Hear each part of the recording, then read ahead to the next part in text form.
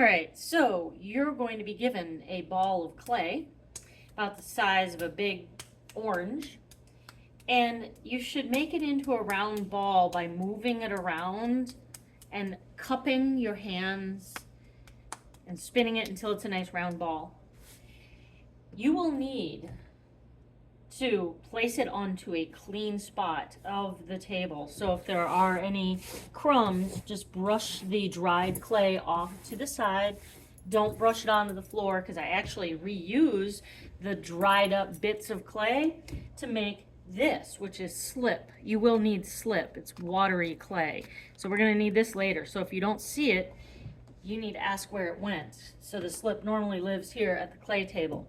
So you place your nice round ball of clay, should be ball shaped, and you gently use your hand as a fist, but you're not going to slam this hard. You're going to tap this about as heavy as you would do on top of your 4-year-old's nephew's head, right? You wouldn't want them to scream and cry. I hope not anyway.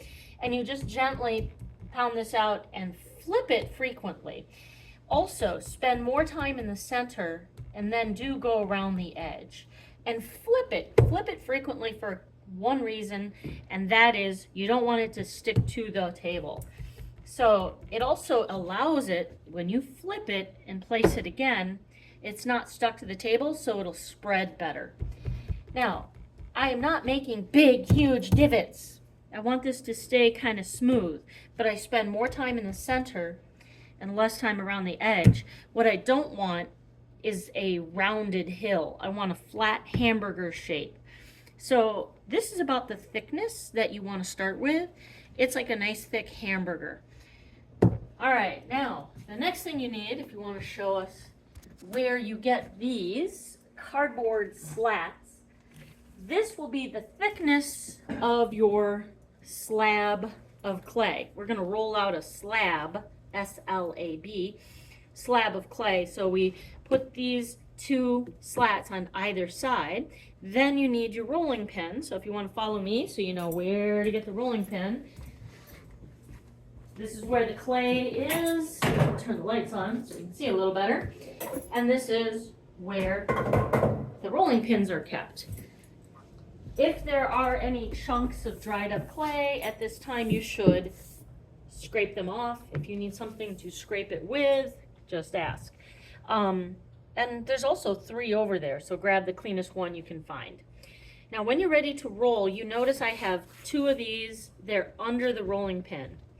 Not like this. See, that's not under the rolling pin. Not like this. That's not under the rolling pin. So you got to keep it under this rolling pin. And then you start in the center and roll away. Then you pick it up and you flip it, and you start in the center, and you roll away. Now, the next time you flip it, you should also rotate it 90 degrees so it goes the other way, because we don't want it to be too long and skinny. We want it to be kind of rounded. Start in the center, not on the front, not in the back. Start in the center, and I can lean on it pretty heavy, and we roll away, then come back to the center and roll towards you. And we'll do that one more time. And I want to put all my pressure on here. I will know I am done, and you will know you are done when, after you flip it, watch the edge of the clay here. If I put a lot of pressure on here and I'm rolling, that did not move. That tells me that I am done. If, and I'm going to do a wrong, this is a no-no. If you roll and that moves, that means you're not done. But under no circumstance should you do what I just did. All right, so hit pause.